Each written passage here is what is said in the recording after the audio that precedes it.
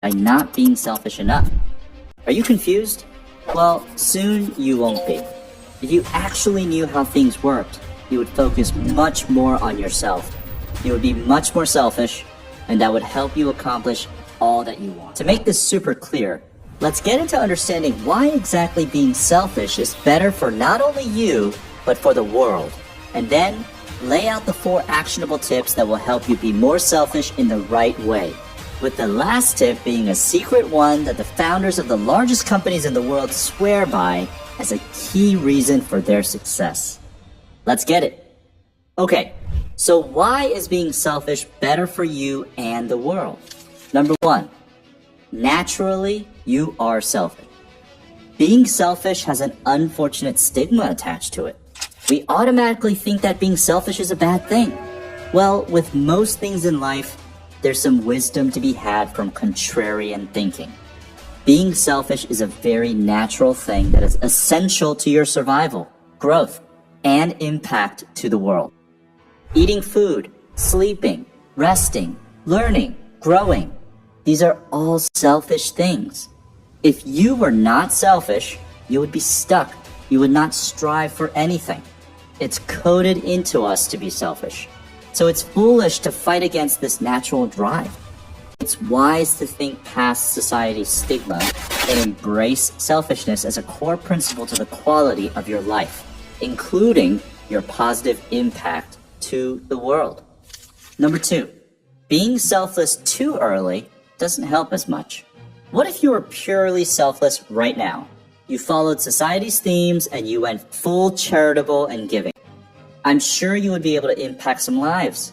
Your time and energy would be felt, but your contribution would be limited by the capabilities, assets, influence that you have been able to gather so far. Selflessness is an admirable trait, exhibiting much heart and character. But reality is that if you don't exercise selfishness, you won't be growing your potential impact to the world.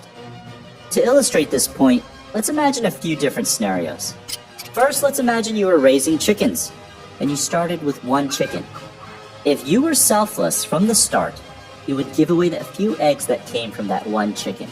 You would be able to help someone out 1 egg per day. You'd have a big heart. You would be identified as selfless, but your impact would be 1 egg per day. Now, let's think about the selfish alternative. You would take that 1 chicken, and you wouldn't give those eggs away. You would rather raise chicks, and those chicks would turn into chickens. You would delay giving away any eggs to focus on growing your farm so that it is able to produce much more eggs to help much more people. So focusing on growth and not helping anyone else but yourself eventually will get you to the point where you're able to drive larger impact to others and the world. Number 3, giving when you have more to give. The more you focus on yourself, the more capabilities, assets, and influence you will have. The more you'll be able to impact the world positively. A healthy way to think about it is like this.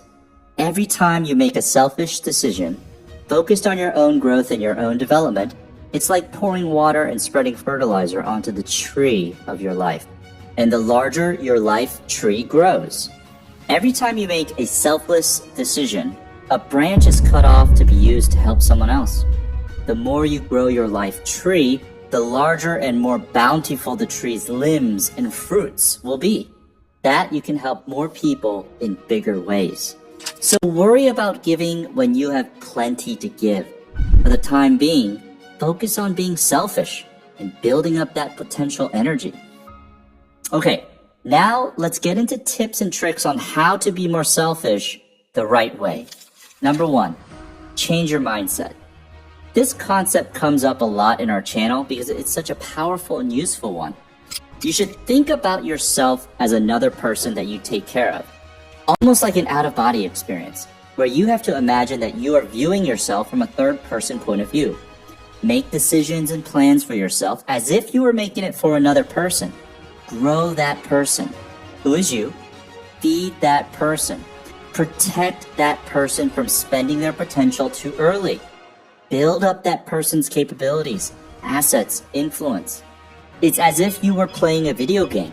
And your sole focus was to keep leveling up this character so that it can defeat bigger and badder bosses. Same exact thinking here. An interesting thing happens when you're able to utilize this perspective. You start exercising your selfless muscle on yourself. This way, you feel less strange about making more selfish decisions because you start viewing the situation as you optimizing for this other character, which is actually you. Hope I haven't lost you here.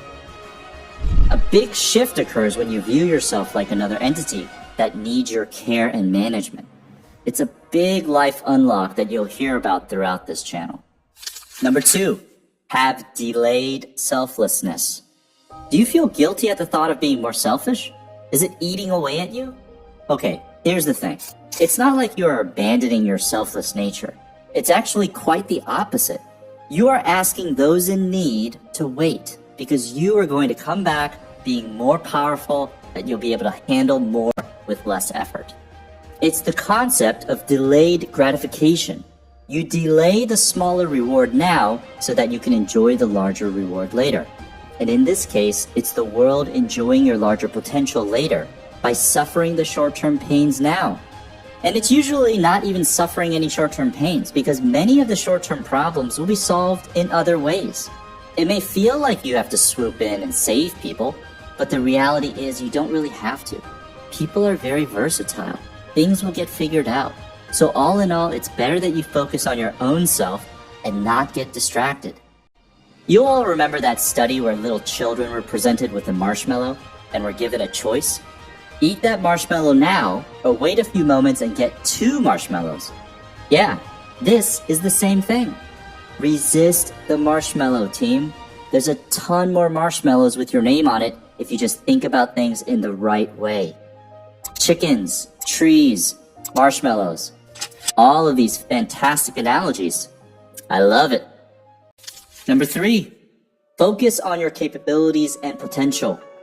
You'll have to be laser focused on what you want to develop. What assets do you want to accumulate? What capabilities do you want to grow? What kind of influence do you want to nurture? You have to get very intentional on the kind of development you want to work on. There are many videos in this channel that speak about identifying your goals, shaping your vision, being clear on what transformation you want. The gist of it is become very clear what you want. Write it down, then take the micro steps that will get you there. These are all very selfish things because they will be focused on working on you and working on your wealth. For example, some assets that you could have as targets. You want a stock portfolio that pays you dividends of $10,000 a month. You want cash flowing rental properties that generate more than $20,000 of net cash flow per month. You want your own business that your time is not tied to, that generates more than $40,000 a month. Be super specific, write it down, put it where you see it all the time, become laser focused. An example for capabilities would be, you want to learn how to create digital content that your community loves to enjoy on YouTube. You want to learn how to refurbish old furniture so that you can resell it and also make content about it. You want to learn how to buy and turn around small businesses so you can profit from them and create an online course for others to learn from you. Again, be super specific, be very intentional. The more specific and clear your goals are, the more automatically you will drive yourself towards them. Number 4, say no more than you say yes. The last, yet most important tip for you to be more selfish is that you are going to have to say no to a lot more things. Requests for your valuable time will come in from all directions. That's just life. And you have to build up the muscle that says no to most requests, so you can focus your time and energy on what is beneficial to you. Time is precious, and there's not a lot of it. So don't be so freely giving of it to others. We protect our money with our lives, but we give away our time and attention so easily. It's astonishing. Just say no.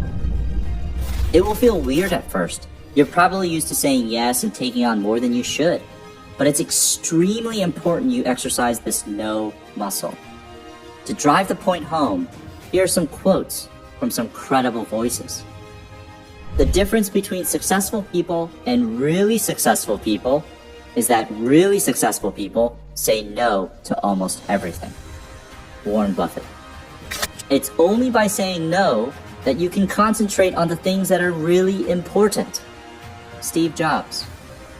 Focusing isn't just about saying yes, it's also about saying no to other ideas, even if they are tempting or potentially profitable. Jeff Bezos. So all around, lots of benefits to building the no muscle, especially clearing way for you to focus on your own self. And if you wanted more guidance on growing yourself and your capabilities,